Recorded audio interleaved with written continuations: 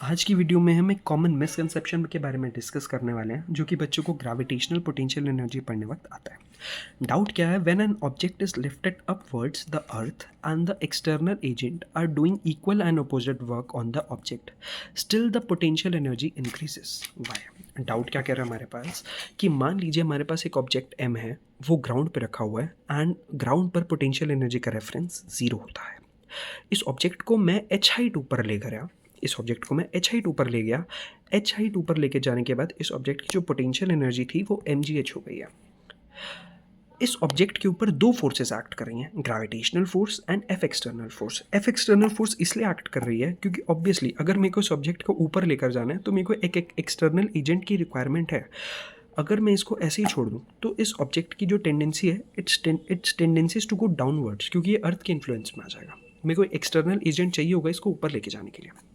External agent पे एक मैंने कंडीशन क्या डाली हुई है कि ये जो एक्सटर्नल फोर्स है ये ग्रेविटेशनल फोर्स से हल्की सी ज़्यादा है। ये ग्रेविटेशनल फोर्स से हल्की सी ज़्यादा है, इसलिए हम इसको almost equivalent to M G भी बोल सकते हैं।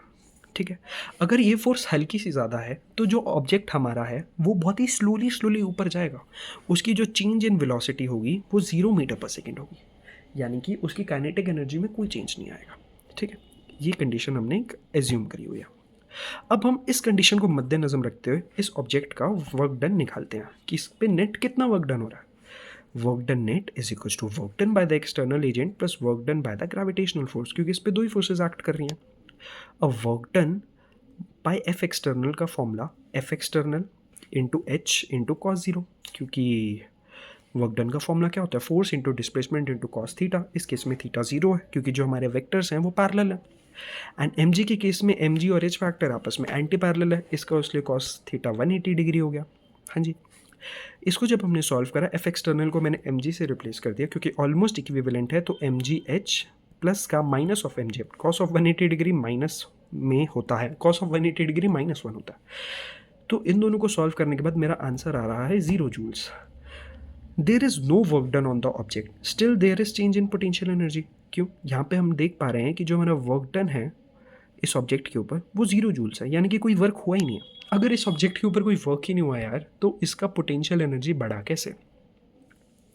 अब यहाँ पे मिसकंसेप्शन की क्लैरिटी देता हूँ मैं कि क्या गलती करी बच्चों ने क्या गलती करी कि बच्चे ने उस पोटेंशियल एनर्जी के कंसेप्ट को ऑब्जेक्ट से रिलेट कर दिया। ये पोटेंशियल एनर्जी का ऑब्जेक्ट, ये पोटेंशियल एनर्जी का जो कंसेप्ट है वो ऑब्जेक्ट पे रिलेटेड नहीं है, वो किसी सिंगल ऑब्जेक्ट के लिए रिलेटेड नहीं है। It is always related for a system. Sir system माने, जैसे इस केस में अगर मैं सिस्टम की बात करूं, हमारा ये मास m और अर्थ, ये पोटेंशियल एनर्जी इसकी हम बात कर रहे हैं ना, ये इस पूरे सिस्टम की है। इस सिस्टम के अंदर जो हमारे दो कंपोनेंट्स हैं वो है मास m एंड अर्थ। जब मैं इस ऑब्जेक्ट को ऊपर लेकर जाता हूँ एफ एक्सटर्नल लगा के, तो मैं एक ऐसी कंडीशन क्रिएट करता हूँ कि इस सिस्टम की पोटेंशियल एनर्जी बढ़ने पे मजबूर हो जाती है। अब वो कैसे मजबूर होती है मैं इस पे धीरे धीरे आता हूँ। पहले मैं इस चीज़ पे, सिस्टम वाली चीज़ पे अच्छे से क्लैरिटी देता हूँ। सर सिस्टम मतलब क्या, समझा ही नहीं मैं, समझाना दोबारा से। देखो बेटा, सिस्टम मतलब क्या, सिस्टम एक ऐसी चीज़ है जिसमें हमारा एक से ज़्यादा कंपोनेंट्स इंक्लूडेड होते हैं, जिसमें हमारा एक से ज़्यादा कंपोनेंट्स इंक्लूडेड होते हैं। जब मैं इस ऑब्जेक्ट को ऊपर लेकर जा रहा था एफ एक्सटर्नल का फोर्स लगाकर, तो मैं एक्चुअली कर क्या रहा था, मान लो हमारे पास दो मासेज हैं m, अगर मैं इन दोनों को d डिस्टेंस अपार्ट रख दूं तो न्यूटोनियन का ग्रेविटेशनल लॉ क्या कहता है, अगर कोई दो मासेस हैं आपस में d डिस्टेंस अपार्ट हैं तो वो दोनों आपस में एक दूसरे को अट्रैक्ट करेंगे। ये इस पे फोर्स लगाएगा, ये इस पे फोर्स लगाएगा, ये दोनों पास आएंगे। नेचर क्या कहता है कि दो मासेस अगर d डिस्टेंस अपार्ट हैं तो वो एक दूसरे पे फोर्स लगाकर निकट आने की कोशिश करेंगे। सही बात है। अब इस केस में देखो, हमारा m भी मास है और अर्थ के पास भी बहुत सारा मास है, तो यानी कि सर ये भी तो मास मास सिस्टम हो गया। अब सर नेचर की लॉ के अकॉर्डिंग देखें तो दो मासेस अगर कुछ डिस्टेंस अपार्ट हैं तो वो दोनों भी तो आपस में अट्रैक्ट होने की कोशिश करेंगे। यस सर, यानी कि कायदे से इस ऑब्जेक्ट को अर्थ की तरफ अट्रैक्ट होना चाहिए था। पर मैंने क्या करा, मैंने एक एफ एक्सटर्नल का एजेंट लगाकर सिस्टम में अनस्टेबिलिटी कॉज कर दी। मैंने क्या करा, मैंने एफ एक्सटर्नल का एजेंट लगाया और मैंने सिस्टम के अंदर अनस्टेबिलिटी कॉज कर दी। जब मैं इस एफ एक्सटर्नल को लगा कर इस ऑब्जेक्ट को एच हाइट ऊपर लेकर गया तो मैंने इस मास को इस मास से दूर कर दिया। मैंने नेचर का नियम में उल्लंघन डाल दिया, यानी कि मैंने नेचर में अनस्टेबिलिटी कॉज कर दी। जब मैं नेचर में अनस्टेबिलिटी कॉज करता हूँ तो नेचर जो अनस्टेबिलिटी कॉज कर रहा है उससे एनर्जी ले लेती है। किस फॉर्म में? पोटेंशियल एनर्जी की फॉर्म में। उससे पोटेंशियल एनर्जी की फॉर्म में एनर्जी लेकर अपनी ग्रेविटेशनल फील्ड के अंदर स्टोर कर लेती है। सर रिपीट करना, आपने क्या बोला? मैंने क्या बोला, जब भी कोई सिस्टम के अंदर अनस्टेबिलिटी कॉज करता है तो नेचर क्या करता है, उस अनस्टेबिलिटी कॉज करने वाले से एनर्जी ले लेता है, उसको अपनी ग्रेविटेशनल फील्ड में, जैसे इस केस में ग्रेविटेशनल फील्ड में, वो अपनी स्टोर कर लेगा और उसी एनर्जी को यूटिलाइज करेगा बाद में खुद को स्टेबलाइज करने के लिए। बात समझ में आई? यानी कि पोटेंशियल एनर्जी कभी ऑब्जेक्ट के अंदर स्टोर नहीं होती है, it is always stored in the field. Which field? Gravitational field. बात समझ में आई? सबसे पहला मिसकंसेप्शन बच्चों का क्या था कि सर ये जो एक्सटर्नल फोर्स हमारी है ये ऑब्जेक्ट पे एक्ट कर रही है, पोटेंशियल एनर्जी जो है वो ऑब्जेक्ट की बढ़ रही है, ऑब्जेक्ट की नहीं बढ़ रही है, इस पूरे सिस्टम की बढ़ रही है।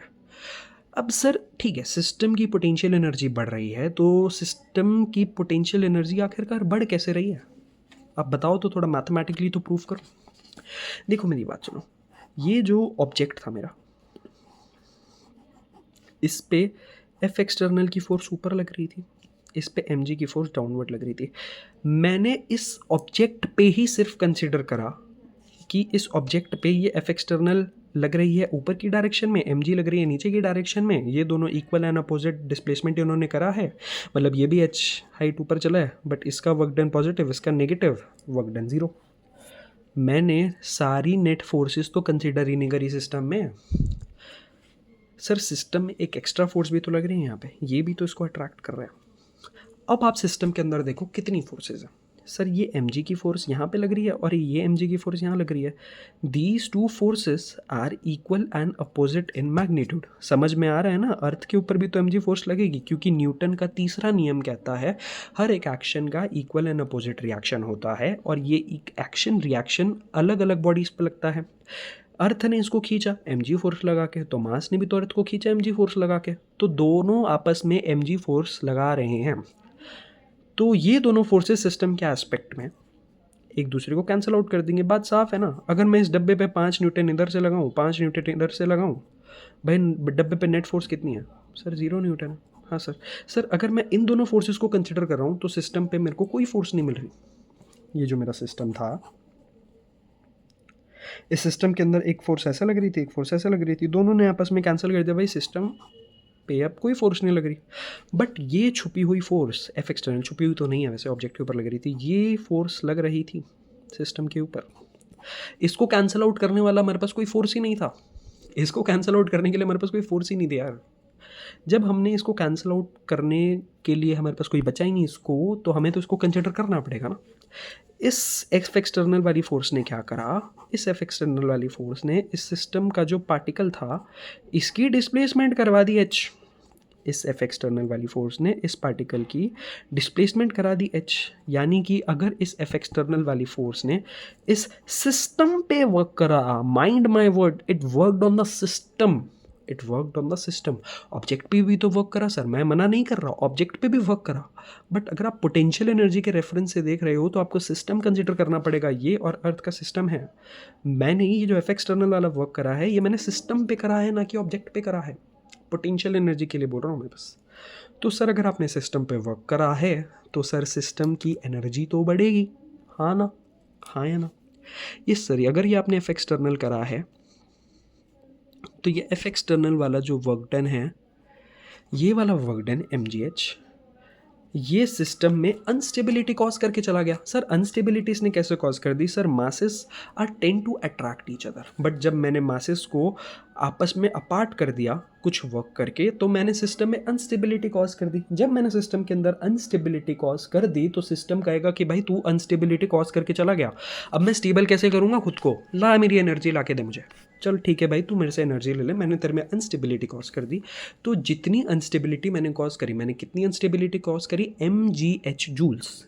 जितनी अनस्टेबिलिटी मैंने कॉज करी, तू उतनी एनर्जी मेरे से ले ले, अपनी ग्रेविटेशनल फील्ड के अंदर स्टोर कर ले, एंड जब ये एक्सटर्नल एजेंट का हट जाए, जब ये एक्सटर्नल एजेंट के इन्फ्लुएंस से मुक्त हो जाए, खुद को स्टेबल कर लियो, खुद को स्टेबल कर लियो, वापस जिस ओरिएंटेशन में तू था तू वापस उस ओरिएंटेशन में आ जाइयो, इस एनर्जी का यूटिलाइजेशन करके।